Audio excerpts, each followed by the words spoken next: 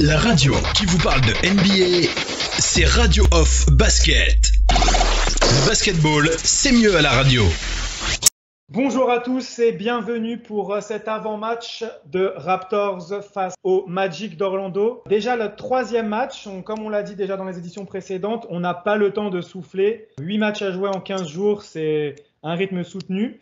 Et d'ailleurs, on va accueillir avec nous Edouard, qui est fan du Orlando Magic et qui habite à Montréal. Salut Edouard. Bonjour, merci de m'avoir invité, ça fait plaisir. Bonjour à vous. Edouard, est-ce que tu peux, comme on fait avec tous les invités, est-ce que tu peux nous expliquer pourquoi le Orlando Magic, depuis quand es-tu fan et qu'est-ce que tu aimes chez cette équipe?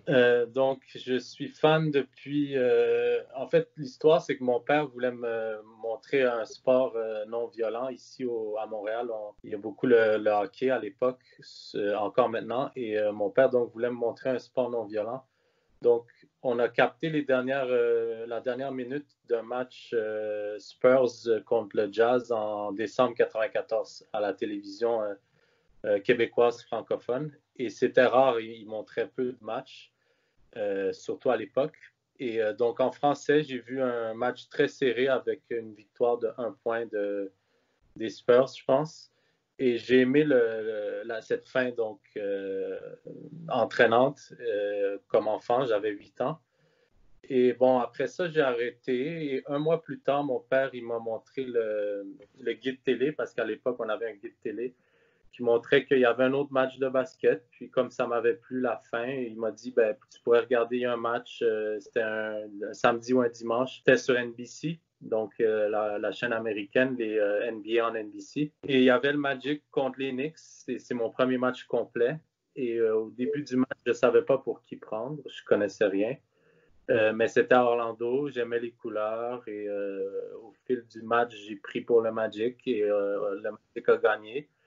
Et sans rien savoir sur les fiches des joueurs, comment ça marchait, le basket, je me suis dit, comme enfant, j'avais pas trop d'activités, j'avais pas trop d'intérêt, donc je me suis comme raccroché à ça. Et je pense que 2 semaines après, ils ont rejoué sur NBC et j'ai pris pour eux. Depuis, je prends pour eux, donc depuis l'âge de 8 ans. Ouais, super intéressant. Il n'y avait pas les Raptors encore à cette époque, les Raptors qui ont été créés l'année suivante. Ouais, c'est bien ça, ouais.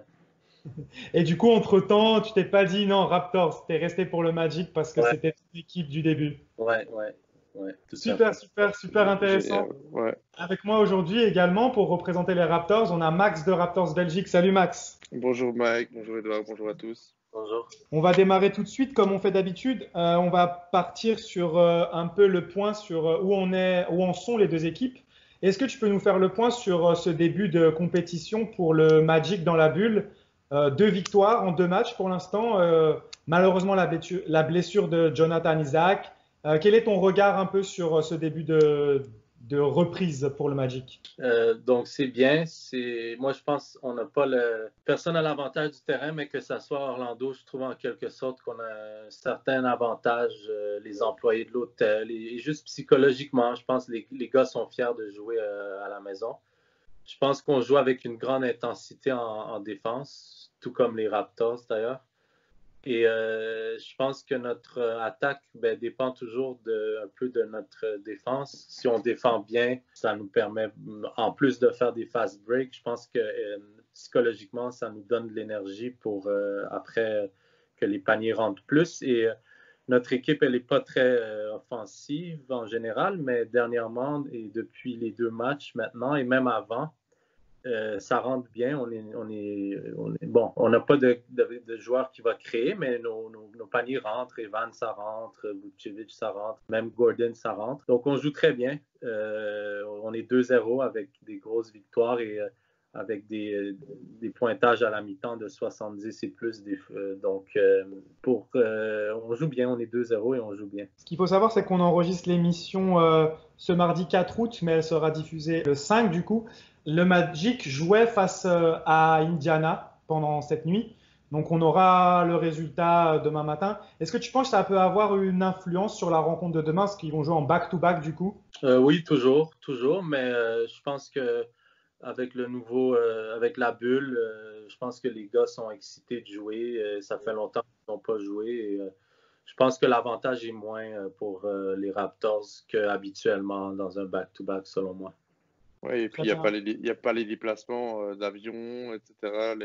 C'est pas un back-to-back ordinaire, quoi. Ils retournent à l'hôtel quelques centaines de mètres. Donc je pense que les back-to-back, c'est surtout dans les jambes, c'est pas dans la tête ou dans la fatigue, quoi. Ouais, c'est vrai. Parfait, Max, tu as enchaîné. Fais-nous un peu le point également sur la situation pour les Raptors. C'est similaire, 2 victoires, 0 défaite. 2 victoires, 0 défaite, effectivement, contre des gros adversaires, les Lakers, les Heat. Donc, tous les voyants sont au vert à l'heure actuelle. Et on attend justement d'ailleurs ce soir, enfin cette nuit, on n'a pas le résultat non plus de Celtic Heat, qui est un match assez important pour nous, pour la course à la 2e place. Je pense que si le résultat est favorable et que le Heat venait à gagner, une victoire demain contre Orlando nous permettrait d'assurer, je pense, la 2e place, puisqu'il resterait 5 matchs à jouer. On aurait 5 matchs d'avance sur le Celtic. Edouard, peux-tu nous faire le point sur l'effectif du Magic? Est-ce qu'il y a des absents, des blessés en dehors de Jonathan Isaac? Et est-ce que tu veux dire un petit mot par rapport à lui? C'est vraiment triste ce qui lui est arrivé. Ouais, pour Isaac, c'est la pire blessure sur le coup que j'ai vue en 25 ans de fan du Magic. Bon, avec les autres, on n'était pas sûr et donc c'est la pire. C'est dommage. Je ne sais pas s'il est revenu trop tôt ou peu importe. Le passé. Maintenant, pour faire avec, j'ai eu le cauchemar de Grant Hill de 2000 à 2007. Donc, pour moi, c'est sûr que la médecine est plus loin maintenant, mais bon, Isaac, tant mieux s'il apporte quelque chose dans le futur. Pour l'instant, je ne veux pas trop me faire d'espoir avec lui. C'est dommage parce que je le voyais en stopper de Siakam. Bon, maintenant, s'il y a d'autres blessés, bon, Aminou n'est pas dans la bulle. Il est blessé depuis le premier quart de la saison. Sinon, non. Evan, maintenant, il est en forme. Il est rétabli à 100%. Il joue. On n'a pas de blessé notoire. Markel, il a tardé à arriver dans la bulle, mais ce n'est pas une blessure. Donc, rapidement, non. À part Isaac, tout le monde va bien. Très bien, même question pour toi, Max. Fais le point sur l'effectif des Raptors. Un peu, c'est pareil, pas beaucoup d'absents. Non, un effectif assez au complet. Tous les joueurs majeurs sont là. Il manque juste peut-être Patrick Mako et Brissett qui n'étaient pas là les 2 premiers matchs et qui sont toujours annoncés peut-être absents pour le match de demain, mais ils n'ont pas de grosse influence ou de grosses minutes au niveau du match. Donc, c'est pas des lourdes absences. Très bien, on entre dans le match tout de suite. Pour toi, Edouard, quelles sont les clés de la rencontre pour le Magic? Sur quel point il va falloir insister pour faire la différence dans cette rencontre? Je pense qu'il va falloir... le problème qu'on a eu l'an passé, c'était Vucevic, Gasol sur Vucevic. Quand il y a quelqu'un de corpulent et de gros, Vucevic, il n'aime pas trop, si on veut en anglais, je vais le dire, mais c'est bang son corps contre l'autre. Il va essayer de se retirer, il va faire des fade-away, il n'aime pas ça rentrer vers quelqu'un. Et donc, mais Gasol a perdu du poids, peut-être que ça va nous aider, ça. Donc, je pense qu'il faut que Vucevic, faut pas que Gasol soit dans la tête à Vucevic, il faut que Vucevic fasse plus bouger Gasol parce que Vucevic essaie de se retirer et de tirer des tirs difficiles. Moi, je pense que ce qu'il faut que Vucevic fasse, c'est donc de bouger Gasol, donc d'attaquer le panier rapidement. Et au corps à corps, il peut quand même essayer de le faire bouger en essayant de pivoter, en étant agressif, aller vers le panier au lieu de se retirer et de prendre des tirs difficiles parce que la corpulence de Gasol l'intimiderait. Donc, moi, je pense que c'est vraiment ça le grand point là, pour nous. Et bien sûr, de stopper Siakam, mais et je pense que la physicalité de Markel contre Larry, physicalité qu'on n'avait pas l'an passé, avec un petit DJ Augustin, va aider le Magic contre Larry. Est-ce que tu vois le duel Aaron Gordon-Pascal Siakam à l'avantage de Siakam, ou est-ce que tu as bon espoir que Aaron Gordon puisse bien défendre sur Siakam? Je pense que Gordon n'est pas aussi long qu'Isaac, mais côté latéral, tout à fait, il est même plus rapide qu'Isaac. Donc oui, mais Siakam a quand même l'avantage du wingspan et de la longueur. Mais je pense que Gordon est quand même un excellent défenseur. À toi, Max, quelles sont les clés de la rencontre pour toi du côté des Raptors? C'est un peu les mêmes clés, hein, sauf qu'on se les partage. Je pense que le duel Gasol et Vucevic serait important. Les dernières rencontres, elles ont toutes tourné à l'avantage de Gasol. D'ailleurs, les 3 matchs de saison régulière se sont soldés par 3 victoires face au Magic. Chaque fois, comme l'a dit Edouard, par des grosses difficultés de Vucevic face à Gasol. Donc, je pense qu'il a raison en disant que c'est la clé du match. Pour le Magic gagner, il faut que Vucevic fasse un grand match face à Gasol. Et si Gasol fait un grand match face à Vucevic, les Raptors gagneront.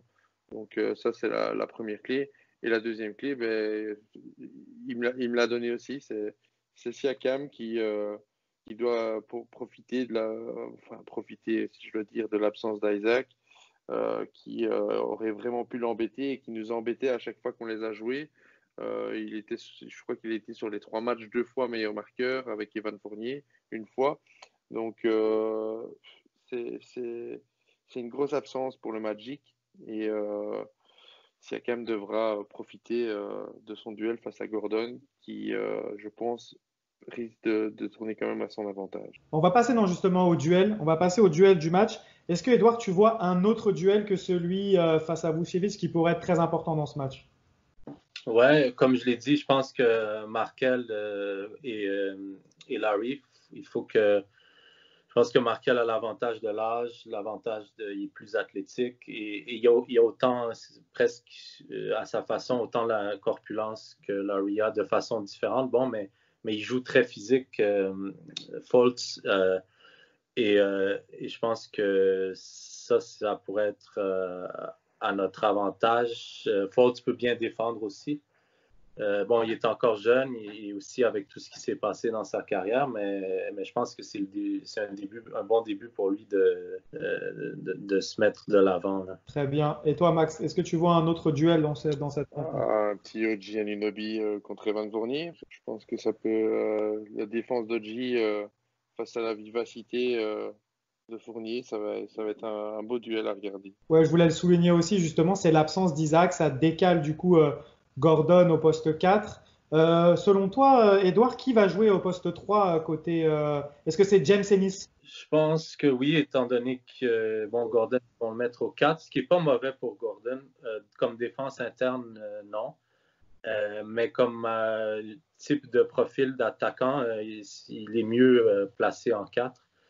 Je pense que oui, je pense qu'on n'a pas vraiment le choix. Je vois pas sur le banc. Bon, il y a notre recrue là, qui joue pas, Chuma Okeke, qui est pas là de l'année. Donc, je vois pas qui on pourrait mettre en 3. Terrence, il va pas starter.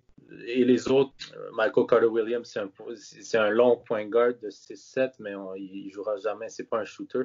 Donc oui, je pense que Ennis va jouer en 3. Et donc défendre, je ne sais pas qui joue en 3, c'est OG qui joue en 3?